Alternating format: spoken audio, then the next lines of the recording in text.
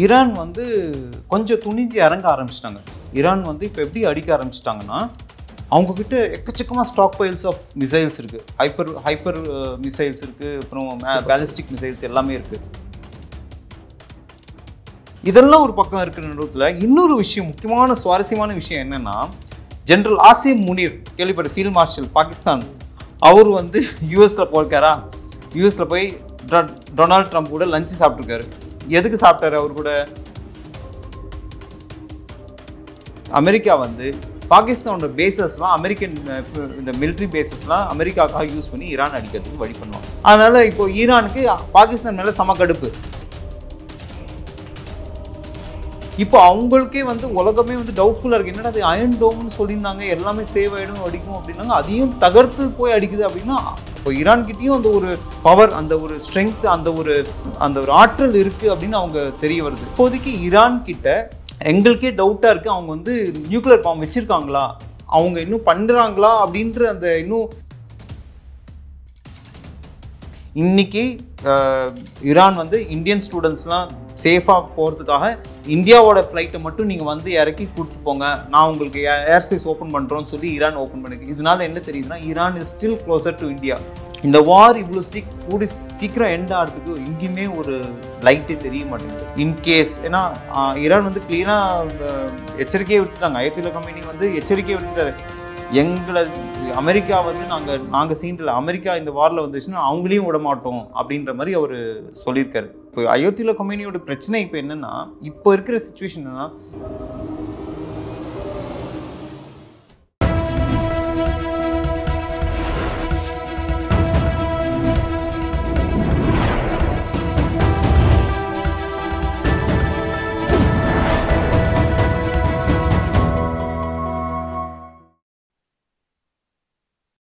Channel 5 Tamil நேயர்களுக்கு வணக்கம். இன்றைய நேர்காணலில் நம்மோடு பேச இருப்பது முன்னாள் விமானப்படை அதிகாரி விஜயகுமார் தேவ் அவர்கள். சார் வணக்கம். சார் வணக்கம். சேனல் 5 நேயர்களுக்கு. சார், நம்ம தொடர்ந்து பார்த்துட்டு இருக்கோம் ஈரான் இஸ்ரேல் போரை பற்றி. இன்னைக்கு வந்து அதாவது முக்கியமான இடங்கள்லாம் தாக்கியிருக்கிறாங்க. அதாவது மக்கள் வேலை பணியாற்றக்கூடிய மருத்துவமனைன்னு சொல்லிட்டு, அப்புறம் மைக்ரோசாஃப்ட் நிறுவனங்களையும் தாக்கியிருக்காங்க. அமெரிக்கா இப்போ வரைக்கும் பதில் தாக்குதல் பண்ணுவோன்றாங்க, ஒன்றும் பண்ணலை. என்ன நடந்துட்டு இருக்கு சார்? இன்னையோட 8 நாள் ஆகுது, 8th டே இஸ்ரேல் ஈரான் வாரில். இஸ்ரேலில் வந்து இப்போ ரீசெண்டாக ஈரான் என்ன பண்ணுறாங்க அப்படின்னா, அவங்களோட இஸ்ரேல் வந்து இன்னும் ஏன் தாக்காமல் இருக்குன்னா, இஸ்ரேல்கிட்ட அந்த இது ஃபோர்டோவில் இருக்கிற அந்த 200 ஃபீட்டுக்கு கீழே இருக்கிற அந்த சைட் அடிக்கிறதுக்கு இன்னும் அவங்கக்கிட்ட அந்த பாம் இல்லை. GBU-57B தான் சொன்னால, மேசிவ் ஆர்டினன்ஸ் பெனிட்ரேட்டர்னு MOP பாம் வந்து அது வந்து B2 ஸ்டெல்த் பாம்பர். அது வந்து B2 ஸ்டெல்த் பாம்பர்ன்றது வந்து அமெரிக்கா ஈவன் அவங்க க்ளோஸ் கண்ட்ரீஸ்க்கு கூட காமிக்காது. அந்த மாதிரி ரொம்ப சீக்ரெட்டாக வச்சுருக்குது. B2 ஸ்டெல்த் பாம்பர் அமெரிக்கா கிட்ட மட்டும்தான் இருக்குது. இஸ்ரேல் அவ்வளோ க்ளோஸாக இல்லை, அவங்களுக்கே வந்து இந்த B2 ஸ்டெல்த் பாம்பர் கொடுக்கல. அந்த பாம் மூலமாக தான் இந்த GBU-57 மேசிவ் ஆர்டினன்ஸ் பெனிட்ரேட்டர் பாம்பு போட்டு அதை தாக்க முடியும். ரொம்ப அது அவங்க எவ்வளோ ஆழம்னா கிட்டத்தட்ட ஒரு 200 அடிக்கும் கீழே வச்சுருக்காங்க அந்த இது. அதுவும் கான்க்ரீட் வேறு லெவலில் திக்னஸ் வச்சு வைக்கிறதுனால அந்த இது அடிக்கிறதுக்கு அந்த பாம் அவங்கக்கிட்ட அமெரிக்கா கிட்டேருந்து தான் வெயிட் பண்ண வேண்டியது இருக்குது. இன்னொரு விஷயம் என்னென்னா, அராக்கில் வந்து இஸ்ரேல் அடிச்சிருக்காங்க. இதெல்லாம் முக்கியமான ஒரு விஷயம். அப்படின்னா இப்போது ஒரு கேள்வி என்ன வருதுன்னா, ஈரான் வந்து கொஞ்சம் துணிஞ்சு இறங்க ஆரம்பிச்சிட்டாங்க. ஈரான் வந்து இப்போ எப்படி அடிக்க ஆரம்பிச்சிட்டாங்கன்னா, அவங்கக்கிட்ட எக்கச்சக்கமாக ஸ்டாக் பைல்ஸ் ஆஃப் மிசைல்ஸ் இருக்குது. ஹைப்பர் மிசைல்ஸ் இருக்குது, அப்புறம் பேலிஸ்டிக் மிசைல்ஸ் எல்லாமே இருக்குது. இப்போது லேட்டஸ்ட்டாக நேற்றுக்கு என்ன பண்ணியிருக்காங்கன்னா, அந்த இதில் பீர் ஷபாவில் இருக்குது சொரோக்கோ ஹாஸ்பிட்டலில் வந்து அடிச்சிருக்காங்க. அவங்க வந்து என்ன சொல்கிறாங்க, ஈரான் என்ன சொல்கிறாங்க, நான் ஹாஸ்பிட்டல் அடிக்க நாங்கள் பிளான் பண்ணல, நாங்கள் வந்து அவங்களோட மிலிட்ரி சைட் ஒன்று பக்கத்தில் ஒரு மிலிட்ரி சைட் இருக்குது, அதை அடிக்கிறதுக்கு பதிலாக இது இங்கே அடிச்சிருக்குன்ற மாதிரி. பட் இருந்தாலும் வந்து ஹாஸ்பிட்டலில் அவங்க வந்து அடிச்சிருக்கிறது வந்து அது அவங்க பிளான் பண்ணி எய்ம் பண்ணி அடித்தாங்களா இல்லை தெரியாமல் அடித்தாங்களான்றது வேறு விஷயம். பட் ஹாஸ்பிட்டல் அடிச்சிருக்கக்கூடாது, அதை அவாய்ட் பண்ணியிருந்துருக்கலாம். அது ஒரு ரொம்ப துக்ககரமான ஒரு சூழ்நிலை, அது வந்து அவாய்ட் பண்ணியிருக்கலாம். இதெல்லாம் விட இந்த இஸ்ரேலோட ஸ்பெஷாலிட்டி என்னென்னா, இதுக்கு முன்னாடி இந்த ஹமாஸ் ஹெஸ்புல்லா வாரும்போது தான் இஸ்ரேல் வந்து எப்படி பேசப்பட்டதுன்னா, இஸ்ரேல்கிட்ட வந்து 3 லேயர் டிஃபென்ஸ் இருக்குது அப்படின்னு சொல்லியிருந்தாங்க. ஃபர்ஸ்ட் லேயர் டிஃபென்ஸ் வந்து அயன் டோம், அதாவது கிட்டத்தட்ட 4லேருந்து 70 கிலோமீட்டர் உள்ள இருக்கிற மிசைல்ஸ் எதாவது அட்டாக் பண்ணுன்னா அதை வச்சு அயன் டோம் வச்சிடும். 2வது லேயர் வந்து டேவிட் ஸ்லிங் அப்படின்னு சொல்லுவாங்க. அந்த ஸ்லிங் வந்து எப்படின்னா, 70 கிலோமீட்டர்லேருந்து 400 கிலோமீட்டருக்குள்ள ஏதாவது மிசைல் வந்து அடிக்கிறதுனா வந்து அது வந்து தடுக்கும்.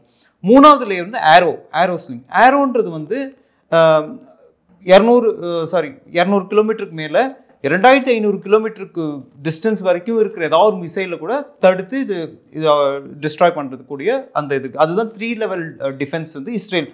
ஆனால் இப்போ இந்த ஈரான் பண்ண அந்த ஈரானோட மிசைல்ஸ் எல்லாமே, ஈரானோட அந்த ஹைப்பர் லூப் மிசைல்ஸ், இந்த பேலிஸ்டிக் மிசைல்ஸ்லாம் இதெல்லாம் உடச்சி போய் அடிக்க ஆரம்பிச்சிச்சு.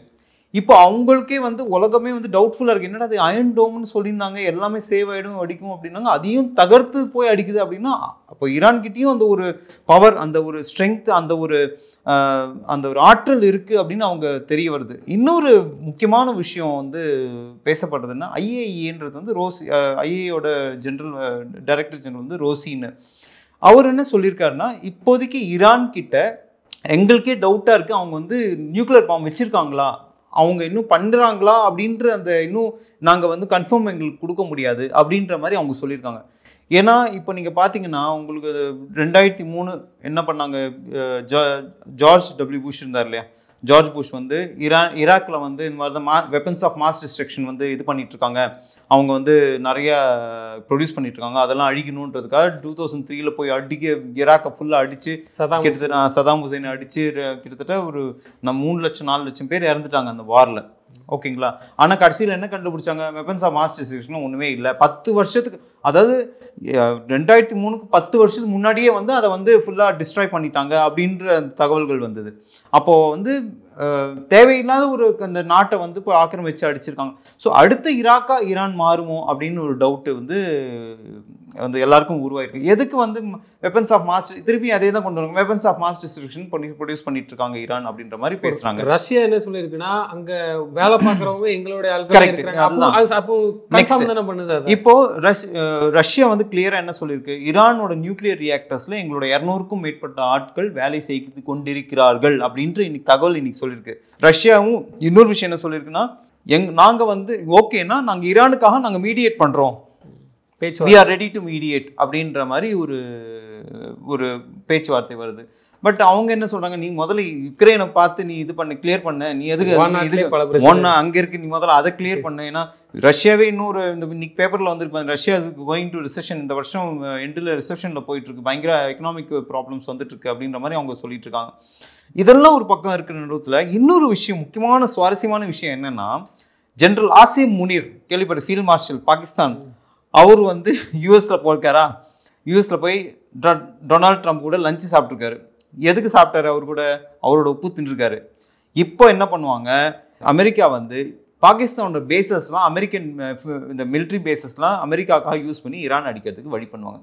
இதனால என்ன ஆகும் அப்படின்னா, பாகிஸ்தான் வந்து ஈரானுக்கு சப்போர்ட் பண்ண முடியாமல் அமெரிக்காவுக்கு சப்போர்ட் பண்ண, பாகிஸ்தான் என்ன சொல்றதுன்னா கேட் ஆன் த வால் சிச்சுவேஷனில் இருக்குது. இப்போ ஜெனரல் ஃபீல்ட் மார்ஷல் போயிட்டு அங்கே மீட் பண்ணிட்டு வந்தாரா, அமெரிக்கா கூட எதுவும், அமெரிக்கா தானே வந்து ஈரானுக்கு எதிர்ப்பாக இருக்குது, பாகிஸ்தான் வந்து இந்த பக்கம் நான் வந்து உங்களுக்கு சப்போர்ட் பண்ணுறேன், நான் வந்து அரப் நேஷன்ஸ்லாம் ஒன்றா இருந்துக்கணும், நம்மளாம் ஒன்றா இது பண்ணணும் அப்படின்ற மாதிரி இருக்கும்போது, இவர் ஜெனரல் போய் அங்கே போய் அவர் கூட சாப்பிட்டாருன்னா என்ன நினைப்பாங்க ஈரான். அதனால் இப்போ ஈரானுக்கு பாகிஸ்தான் மேலே சம கடுப்பு. ஏன்னா பாகிஸ்தான் ஜெனரலில் போய் அங்கே அவர் கூட சாப்பிட்ருக்காரு, எப்படி நீ ஒரு எதிரி நாட்டில் போய் சாப்பாடு சாப்பிட்ற, அப்புறம் நீ வந்து நான் அவனுக்கு சப்போர்ட் பண்ணுறேன்னு என்ன அர்த்தம், எப்படி அது நம்புவாங்க கண்ட்ரிஸு. அது ஒரு பக்கம் இருக்க.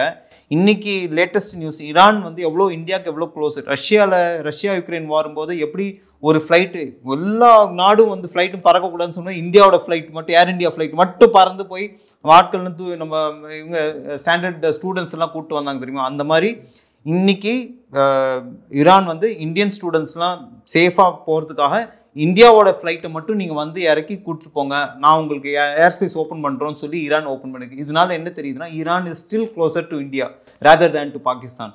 பாகிஸ்தான் வந்து இந்த பக்கம் அமெரிக்கா உப்பு சாப்பிட்டு இவனுக்கு முதுகில் குத்துறான், ஈரானோட முதுகில் குத்துறதுக்கு ரெடியாக இருக்கான். ஆனால் இந்தியா இன்னும் இஸ்ரேலுக்கும் உண்மையாக இருக்குது, ஈரானுக்கும் உண்மையாக இருக்குது. ஏன்னா இந்தியாவோட இன்வெஸ்ட்மெண்ட்ஸு இஸ்ரேல்லையும் இருக்குது, ஹைஃபான் போர்ட்டோட அதானியோட இன்வெஸ்ட்மெண்ட்ஸ் அங்கே இருக்குது.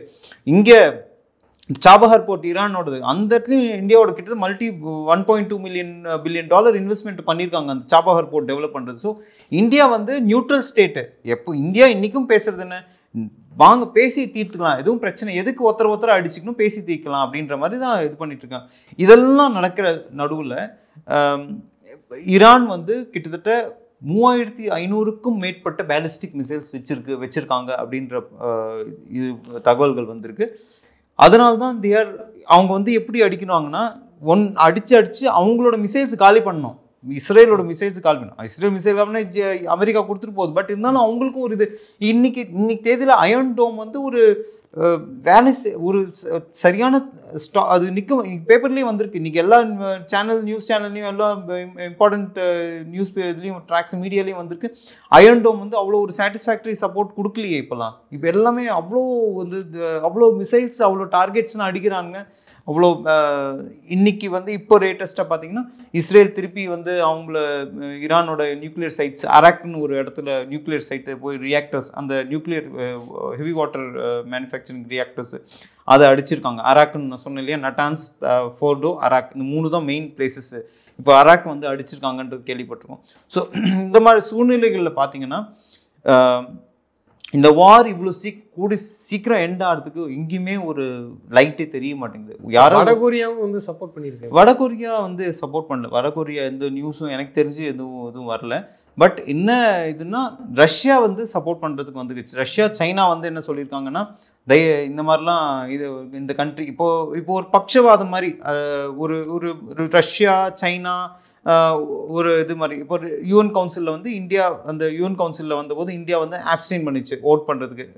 அக்ரெஷனும் பண்ணக்கூடாது, அடிக்கவும் கூடாது, இது பண்ண நான் வந்து இதுவும் ரெண்டுத்துக்குமே இல்லைன்ற மாதிரி பண்ணிட்டாங்க. இப்போ ரஷ்யா சைனாவும் வந்து ஈரானுக்கு சப்போர்ட் பண்ணுறாங்க. இந்த மாதிரி அவங்கள வந்து இது பண்ணக்கூடாது. அமெரிக்கா அதுக்குள்ளே என்ன பார்க்குறாங்க, ரெஜிம் சேஞ்ச் பண்ணணும் அப்படின்னு. அங்கே அமெரிக்காவோட ஈரானோட exile nephew of Ayatollah Khomeini, அவனோட நெவ்யூ வந்து மஹதாப்னு ஒருத்தர் இருக்கான். அவர் வந்து அயத்துல்லா கொமேனி போகணும். ஏன்னா அவர் வந்து எக்ஸைலில் இருக்கார். அவர் வந்து அந்த நாட்டை விட்டு வெளியே போயிட்டாரு. அவர் வந்து அயத்துல்லா கொமேனியோட நெவ்யூ. அவரே வந்து வெளியில் அனுப்பிச்சிட்டாங்க. அவரோட அயத்துல்லா கொமேனியோட பையன் மொஹ்தாபா அப்படின்னு ஒருத்தர் இருக்கான். அவன் தான் இப்போ நெக்ஸ்ட்டு. இப்போ அயத்துல்லா கொமேனி இல்லைன்னா அடுத்தது அவனோட பையன் மொஹ்தாபா கொமேனின்னு அவனை வந்து கொண்டு வரணும். ஸோ அகெயின் அந்த கிங் சுப்ரீம் லீடர் அதே ரூல். இவங்க என்ன எதிர்பார்க்குறாங்க, இஸ்ரேல் என்ன எதிர்பார்க்குறாங்கன்னா ரெஜிம் சேஞ்ச் பண்ணணும். இப்போ அந்த அயத்துல்லா கொமேனி தான் சுப்ரீம் லீடர். அவரோட கமாண்டில் தான் IRGC Iran national revolution guards, IRGC அந்த கார்ட்ஸ்லாம் வந்து இருக்காங்கல்ல, அதெல்லாம் வந்து டோட்டலாக வந்து மூவ் பண்ணணும். இந்த ஈரானில் இருக்கிற இப்போதைக்கு இந்த கவர்மெண்ட்டை வந்து டோட்டலாக தகர்த்துட்டு ஃப்ரெஷ்ஷாக அயத்துல்லா கொமேனியை எடுத்து தூக்கிடணுன்றது தான் அவங்களோட எய்ம். பட் அது இன்டெரக்டாக வந்து சொல்லாமல் இல்லாமல் பண்ணிட்டு இருக்காங்க. ஸோ இன்னைக்கு கூட வந்து இவர் என்ன சொல்லியிருக்காரு, Benjamin Netanyahu prime minister of Israel, அவர் என்ன சொல்கிறாரு, அது வந்து அவங்கள அதை அடிக்கிறது அந்த மிலிட்டரி சைட்ஸ்லாம் அடிக்கிறதுக்கு காரணம் வந்து இவங்க ரெஜிம் சேஞ்ச் வந்தால் தான் வந்து நடக்கும் அப்படின்ற மாதிரி பேச்சுவார்த்தைகளை சொல்லியிருக்காரு மீடியாவில் பேசும்போது. ஸோ இதெல்லாம் பார்க்கும்போது சம்வேர் வந்து அமெரிக்கா வந்து மேபி ஒரு 48 இன்னும் ஒரு 1 or 2 டேஸில் இன்கேஸ், ஏன்னா ஈரான் வந்து கிளீனாக எச்சரிக்கையை விடுத்துட்டாங்க. அயத்துல்லா கொமேனி வந்து எச்சரிக்கையை விடுத்துட்டாரு, அமெரிக்கா வந்து நாங்கள் சீண்டில் அமெரிக்கா இந்த வாரில் வந்துச்சுன்னா அவங்களையும் விட மாட்டோம் அப்படின்ற மாதிரி அவர் சொல்லியிருக்காரு. ஸோ எனக்கு என்ன ஒரு வருத்தம்னா, வெப்பன்ஸ் ஆஃப் மாஸ் டிஸ்ட்ரக்ஷன் இருக்குன்னு சொல்லி ஈராக் அழிச்சாங்களே, எதுக்கு அந்த மாதிரி இந்த ஈரானையும் அழிக்கணும்? கொஞ்சம் வெயிட் பண்ணி என்ன தான் இருக்குன்னு பேச்சுவார்த்தைகளோடு, ஏன்னா இவர் ஈரான் இஸ் ரெடி டு ஸ்பீக்குன்னு பேச்சுவார்த்தைகள்லாம் வந்திருக்கும்போது திடீர்னு போய் அடிச்சிருக்காங்க. அதுக்கப்புறம் தானே வந்து அமெரிக்கா வந்து சொல்லிட்டு அதுக்கப்புறம் தான் ஈரான் சொன்னாங்க இதுக்கப்புறம் பேச்சுவார்த்தைகள் என்ன இருக்குது, அடிக்கிறதுக்கு முன்னாடி நீங்கள் பேச்சுவார்த்தையில் கூப்பிட்டுருந்தா பேசியிருப்போம், நீங்கள் அடிச்ச அப்புறம் எங்களுக்கு பேச்சுவார்த்தைக்கு எதுக்கு கூப்பிடுறீங்கன்ற மாதிரி தானே. அதனால தானே ஈரான் வந்து அவாய்ட் பண்ணுறாங்க பேச்சுவார்த்தை. அணு இதெல்லாம் தாண்டி வேற ஏதோ ஒரு அரசியல் தானே பார்க்குறாங்க. அரசியல் நோக்கம் ஜியோ பொலிட்டிக்கல் தான் சார். அதுதான் எங்கேயோ ஏதோ ஒரு விதத்தில் ஜியோ பொலிட்டிக்கல். இப்போ ஈரான் அடித்து என்ன பண்ணாங்க, சதாம் ஹுசைன் அழிச்சு என்ன பண்ணாங்க, லிபியாவை அழிச்சு என்ன பண்ணாங்க, லிபியாவை ஒழிச்சு முகமது கதாஃபியை இது பண்ணாங்க. அமெரிக்கா தான் அது பண்ணிச்சு, அதே ரெஜிம் சேஞ்ச் கொண்டு வந்துச்சு. இதுலேயும் வந்து இதே தான் பண்ணிச்சு. இன்ஃபேக்ட் ஈராக்லேயும் அதே தான் கொண்டு வந்துச்சு. ஆப்கானிஸ்தான் என்ன ஆச்சு, எல்லாமே வந்து ஏதோ ஒரு விதத்தில் அமெரிக்கா தேவையில்லாத மூக்கு நுழைச்சு இதெல்லாம் பண்ணுதோ, அது பண்ணாமல் இருக்கலாமோ அப்படின்னு ஒரு ஒன் சைட். இன்னொரு சைடில் என்னென்னா, அந்த ஊர் கண்ட்ரீஸில் இருக்கிறவங்களுக்கு ஒருவேளை இந்த பிரச்சனைகளுக்கு வந்து அமெரிக்கா சப்போர்ட் பண்ணுதோ அப்படின்ற அந்த ஊர் கண்ட்ரீஸில் அந்த கண்ட்ரீஸில் இருக்கிறவங்களுக்குலாம் ஒரு ஏன்னா அதுக்கப்புறம் அந்த ரெஜிம் சேஞ்ச்லாம் வந்த அப்புறம் ஈராக்கில் வந்து நிறைய பேர் இந்த இது உடைக்கிறது, அவங்க சிலையை உடைக்கிறதுலாம் பண்ணாங்க. அதே மாதிரி லிபியாலையும் பண்ணாங்க. இப்போது பார்ப்போம் what is there in store. Ayatollah கமேனிங்கிறவர் வந்து அந்த மாதிரி கூட இல்லை, ரொம்பவும் மக்களால் நேசிக்கப்படக்கூடிய ஒரு தலைவர் தானே பேசிட்டு இருக்காரு. அந்த அளவுக்கு கடவுளுக்கு நிகராக இருந்தால் பார்க்குறாங்க. ஈராக்கில் வந்து அதான் அவர் ஷியாவோட இமாம். அவர் இமாம்ன்றது ரிலீஜியஸ் இது படினா அவர் தான் இமாம். அவர் சீஃப் ப்ராஃபெட் முகமதுக்கு அடுத்தது நெக்ஸ்ட் லெவல் மாதிரி பார்க்குறாங்க அவங்க. அல்லாஹ்க்கு அடுத்து இவர் தான் லீடர் மாதிரி பார்க்குறாங்க அவங்க. ஸோ அவங்க வந்து இவரை வந்து ஒரு ஏன்னா ஈரான்ல இருக்கக்கூடிய மக்கள் கூட இந்த போரை நாங்கள் விரும்பலை, எந்த இதுவுமே வரலையே இப்போ வரைக்கும். அவங்க கொண்டாடுறாங்களே சாலைகள்லையும். இப்போ இஸ்ரேல என்ன சார், இப்போ மக்கள் என்ன சொல்றாங்கன்னா கெஞ்சுறாங்க ஈரான்கிட்ட, ப்ளீஸ் ஈரான் வார நிப்பாட்டுக்கு. இந்த வீடியோலாம் இப்போ வைரல் ஆகிட்டு இருக்கு. அதெல்லாம் சோஷியல் மீடியால வந்து இதெல்லாம் வந்து ட்ரெண்ட். அதாவது இந்த மாதிரி இதெல்லாம் வந்து நம்ம ஃபேக். இப்போ இப்படி பாகிஸ்தான் வந்து என்ன பண்ணாங்க, இந்தியா வந்து அதை பண்ணிட்டோம். இந்தியா பாகிஸ்தான்ல இருக்கக்கூடிய மக்கள் என்ன சொன்னாங்க, இது நாங்க விரும்பல அப்படின்னு சொல்லி கூட விரும்பலன்னு சொல்ல. நிறைய இடத்துல வந்து அவங்க போட்டு தான் காமிச்சாங்க. நம்ம பத்தியா நாங்க இதை அடிச்சிட்டோம், இந்தியாவோட ராஃபேல் அடிச்சிட்டோம், இந்தியாவோட சைட் அவங்க பிள்ளைனையும் அவங்க அடிச்சுட்டு அவங்க கொண்டாடி இருக்காங்க. ஸோ அதெல்லாம் வந்து ஃபேக் ப்ரொபகண்டா. அதுதான் சோஷியல் மீடியா ப்ரொபகண்டா. எப்படின்னா எல்லாம் சந்தோஷமா இருக்காங்க காமிச்சுக்கணும். மக்கள் விரும்புறாங்க, ஆட்சி மாற்றம் விரும்புறாங்கன்னு கேட்டா ஆமா, ஒரு சில அது எல்லாருமே அப்படின்னு எதிர்பார்க்க முடியாது. பட் அங்க மேஜர் சப்போர்ட்டர்ஸ் அலி கமேனிக்கு இருக்காங்க, அயத்துல்லா கமேனிக்கு இருக்காங்க. அவங்க சில பேர்லாம் அங்கே எதிர்கட்சிகள் இருப்பாங்கல்ல. ஸோ அவங்களெல்லாம் வந்து அங்கே ஈரானில் எலெக்ஷன் நடக்கிறதுனாலே வந்து ஒன் சைடட் தான், அவங்க சொல்கிறபடி தான். அங்கே ப்ளஸ் மாரல் போலீசிங் கிட்டத்தட்ட ஒரு 20 இயர்ஸ் முன்னாடி கூட சார், ஒரு 20-25 வருஷம் முன்னாடி, சாரி 20 வருஷம் இல்லை, ஒரு 25 இயர்ஸ் முன்னாடி வச்சுக்கோங்க, 1980s 90s வச்சுக்கோங்களேன். அந்த டைமில் கூட ஈரானில் இந்த புர்கா போட்டு தான் இருக்கணும் கம்பல்சரி, அதெல்லாம் ஒன்றுமே இல்லை. அப்போல்லாம் எல்லாமே ஃப்ரீயாக இருந்தாங்க.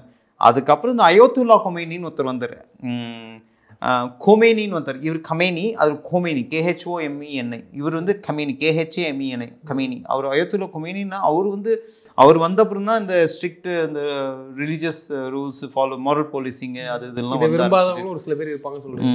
அது மாதிரி இருக்கலாம். ஸோ பட்சபாதங்கள் இருக்க தான் செய்யும்.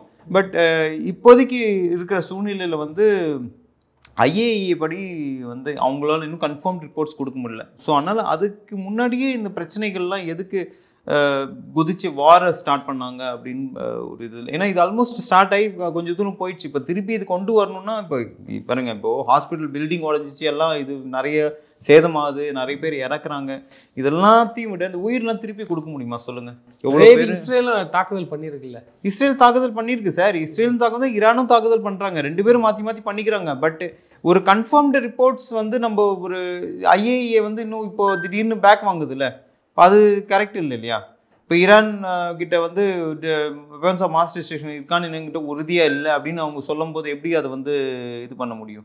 நீங்கள் எப்படி ஒத்துக்க முடியும்? இப்போது நீங்கள் ஆரம்பிச்சிட்டீங்க. உலக சுகாதார இதுவுமே வந்து இந்த மருத்துவமனையில் தாக்குனதுக்கு எதுவும் கேட்கலன்னு கூட சொல்லி கூட காசால நடக்கும்போது யாருமே பேசாததும். காசால கிட்டத்தட்ட 2 லட்சம் 3 லட்சம் பேர் இறந்துருக்காங்க காசால.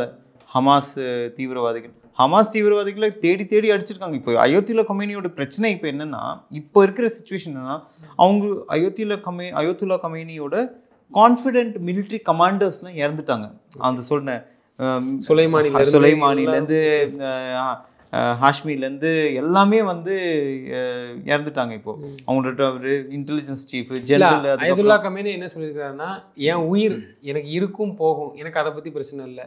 ஆனால் நாங்கள் வந்து கொள்கை ரீதியாக உறுதியாக இருக்கிறோம், நான் கூட போயிடலாம், பட் அடுத்து வந்தாலும் நாங்கள் அதான் மொஜிதபா கமேனி இருக்கானே, அவன் நெக்ஸ்ட் சன் அயத்துல்லா கமேனியோட பையன் இருக்கானே, அந்த வழித்தோன்றல் வந்து இருக்கதா செய்யும். எந்த காரணத்துக்கும் நாங்கள் பின்வாங்க மாட்டோம்னு உறுதியாக தானே சொல்லுவோம். அதுதான் அவங்களோட இதுக்கு அவங்க தேர் வெரி கிளியர். நாங்கள் வந்து எந்த இதுக்கும் விட்டு கொடுக்க மாட்டோம். அவங்க ஆக்சுவலாக ஈரானோட லூஸ் ஸ்டாக் என்ன விட்டாங்க அப்படின்னா, இஸ்ரேல்ன்ற ஒரு கண்ட்ரியே மேப்பில் இல்லாமல் நாங்கள் பண்ணிவிடுவோம், அதுக்கு நாங்கள் அந்த வெப்பன்ஸ் தயாரிக்கிறோம் அப்படின்ற மாதிரி சொன்னதுனால தான் அவங்க வந்து நீ எப்படி ஒரு இஸ்ரேல்னு ஒரு கண்ட்ரியே நீ வந்து அழிக்க, அதாவது 57 நாடுகள் கிட்ட இருக்குது சார் மிடில் ஈஸ்டில். அந்த 57 நாளில் ஒரே ஒரு கண்ட்ரி மட்டும் இஸ்ரேல் மட்டும் ஜுடைசம் ஃபாலோ பண்ணுற கண்ட்ரி. ஆனால் அங்கே இஸ்ரேல்லையுமே இஸ்லாமியர்கள் கிறிஸ்தவர்கள் இருக்க தானே இருக்கிறாங்க சார். ஆனால் அது மேக்ஸிமம் ஜூஸு 70% ஜூஸு, 30% மற்ற இதெல்லாம் இருக்காங்க. அந்த நாடு நீ வந்து அவங்க ஜூஸ் வேர்ல்டு வார் 2 வந்து ஜூஸ் அகெயின்ஸ்ட் தானே நிறைய பேர் ஜூஸை தானே கொலை பண்ணாங்க. அப்போ இந்தியா தானே கொஞ்சம் சப்போர்ட் கொடுத்தது. இப்போ குஜராத்தில் ஒரு காந்தி இது பக்கத்தில் போர்பந்தர் பக்கத்தில் ஒரு இடத்துல வந்து ஜூஸோட ஷிப்பு ஒன்று வந்து அவங்களுக்குலாம் குழந்தைங்க பசங்கள்லாம் இருக்கும்போது அவங்க வந்து அவங்களுக்கு அடைக்கலம் கொடுத்தாங்க. இன்றைக்குமே வந்து போலாண்டு கண்ட்ரி வந்து இன்றைக்குமே வந்து அங்கேயும் ஜூஸ் நிறைய பேர் இருந்தாங்க. நிறைய அந்த கண்ட்ரியில் இருக்கிறவங்கெல்லாம் வந்து ரொம்ப இன்றைக்குமே அந்த குஜராத்தில் ஒரு இடத்த வந்து ரொம்ப ரெவர் பண்ணி அந்த இடத்துல இது பண்ணுவாங்க. அவங்க இன்றைக்குமே பார்த்துப்பாங்க. அவங்களுக்கு அந்த அந்த உரிமை உண்டு. ஏன்னா அவங்களாம் காப்பாற்றிருக்காங்க. அதனால தான் இன்றைக்கி Israel India is only country which welcomes every religion. இங்கே இருக்கிற ஜுடைசம் ஜூஸும் இருக்காங்க, இந்தியாவில் எல்லாமே இருக்காங்க, எல்லா ரிலீஜன்ஸும் இருக்காங்க. So India is a very open country. So அந்த நிலைமையில் பார்த்தீங்கன்னா இந்தியா இஸ் ஆல்மோஸ்ட் லைக் எப்போவுமே வந்து நியூட்ரல். இது வசுதேவ குடும்பகம் பாயிண்டில் தான் இருக்குது. பட் இது சம்வேர் டவுன் தி லைன் ஒரு பேச்சுவார்த்தையில் கொண்டு போய் இதை கொஞ்சம் ஸ்மூத்தாக வந்து சால்வ் பண்ணியிருந்துருக்கலாமோ அப்படின்ற ஒரு பாயிண்ட் வந்து இன்னமும் எழுது. ஏன்னா இதெல்லாம் தவிர்க்க முடியாத லாஸஸ். இதெல்லாம் வந்து இப்போது அந்த பில்டிங்ஸை ஹாஸ்பிட்டலில் அடிக்கிறது, இவங்க திருப்பி இவங்க ரெசிடென்ஷியல் பிளேசஸ்லாம் அடிக்கிறது. அவங்க இஸ்ரேல் என்ன சொன்னாங்க, நாங்கள் மிலிட்ரி சைட்ஸும் நியூக்ளியர் சைட்ஸ் மட்டும்தான் அடித்தோம், இது அடிக்கவே இல்லை அப்படின்னா அவங்க வந்து பில்டிங்ஸ்லாம் ஈரானில் பார்த்தீங்கன்னா நிறைய பில்டிங்ஸ் விழுந்திருக்கு. ஸோ அதெல்லாம் வந்து மிலிட்ரி ஆக்குபை பண்ண சைட்ஸா அப்படின்னு தெரியுன்னா அது தெரியல. ஒருவேளை மிலிட்ரி கமாண்டர்ஸ் இருந்திருக்கலாம், அந்த பில்டிங் அடிச்சிருக்கலாம். அதனால இறுதியான ஒரு கேள்வி சார், அமெரிக்கா வந்து என்ன சொல்லியிருக்காங்க, ஒரு 16 நாள் வெயிட் பண்ணுங்க அப்படிங்கிற மாதிரி ஒரு டயத்தை கொடுத்துருக்குறாங்க. அது எதுக்கு அப்படின்னா இன்டெரக்டாக ரஷ்யாவோட ரியாக்டர்ஸில் ரஷ்யாவோட கண்ட்ரிஸு ப்ளஸ் அதர் கண்ட்ரிஸ் பீப்புளெலாம் இருக்காங்க, எல்லோரும் மூவ் அவுட் ஆகிட்டோம். அதுக்கப்புறம் வந்து 16 நாள் இல்லையே, 2 நாளோ 3 நாளோ அது சொல்லியிருக்காங்க. இன்னொரு 14 நாள் டோட்டல் டைம். அதாவது ஒன்று இருக்குமா இல்லையான்றதுக்கு இன்னும் 2-3 நாளில் will get to know what exactly will be going on the ground. அதுதான் நிச்சயமாக அமெரிக்கா தாக்குதல் இருக்கும் மோஸ்ட் லைக்லி. ஆனால் இது அமெரிக்கா தாக்குவதில் எப்படி இருக்கும் அப்படின்னா, அமெரிக்கா வந்து ஈரான் என்ன சொல்லியிருக்காங்கன்னா, இன்னொரு முக்கியமான பாயிண்ட், ஈரான் என்ன சொல்லியிருக்காங்க, என்னோட மிசைலை எந்த கண்ட்ரி தடுக்குதோ அதுவே எனக்கு எனிமி கண்ட்ரின்ற மாதிரி தான் சொல்லியிருக்காங்க. இப்போது இஸ்ரேல் கிட்ட மிசைல்ஸ் காலி ஆயிடுச்சுன்னா அமெரிக்கா கிட்ட சப்போர்ட் கேட்கும், எனக்கு இந்த மிசைல்லாம் வந்து அடிக்குது, நீங்கள் சப்போர்ட் பண்ணுங்கன்னு. அப்போ இவன் தடுத்தானா அமெரிக்கா வந்து எனிமி மாதிரி தானே பார்க்குறாங்க. இப்போ வரைக்கும் அந்த GBU பாம்பு இருக்கிற 57 அது போய் அடிச்சதுனாலே அவன் அடுத்தது இனிமேல் அமெரிக்கா மேலே தாக்கிட்டாங்கன்னா நான் அமெரிக்கா தாக்குவேன்ற மாதிரி தானே வருவோம். அப்படி போகும் பட்சத்தில் இது எல்லா நாடும் மாறி மாறி சப்போர்ட் பண்ணாங்க, நான் அவருக்கு நீ இவருக்கு அப்படின்னு அந்த மாதிரி அதுதான். இது வேர்ல்டு வார் 3 ஏற்கனவே முன்னாடியே ஆரம்பிச்சாச்சு சார். இது வந்து சைலண்டாக வேர்ல்டு வார் 3 நடந்தது, இன்டர்மீடியன்ட். இது latest stage of world war 3. India Pakistan நடுவில் கொஞ்ச நாள் இருந்தது, யுக்ரைன் ரஷ்யா ஓடிட்டுருக்கு, இந்த பக்கம் இஸ்ரேல், இந்த பக்கம் ஹூத்திஸ் கூட ஓடிட்டு, இப்போ இஸ்ரேல் ஈரான் கூட நடக்குது. மாற்றி மாற்றி மாற்றி மாற்றி எல்லா கண்ட்ரிஸும் இருப்பதுனால இப்போ சவுத் சைனா சீல கொஞ்சம் பிரச்சனை ஓடிட்டுருக்கு. அது தைவான் கூட, தைவானை வந்து எப்படியாவது சைனா எடுக்கணும்னு பார்க்குது. தைவானுக்கும் சைனாக்கும் ஒரு கோல்டு வார் ஓடிட்டுருக்கு. ஸோ எல்லா இடத்துலையும் இட்ஸ் சார்ட் ஆஃப் என்ன சொல்கிறது, ஸ்கேட்டர்டு வார் நடந்துட்டு இருக்குது. நிச்சயமா சார், இது எந்த அளவுக்கு போய் நிற்குது என்பது வரக்கூடிய நாட்கள் தொடர்ந்து தங்களது கருத்துக்களை பேசுறதுக்கு நன்றி. Thank you very much.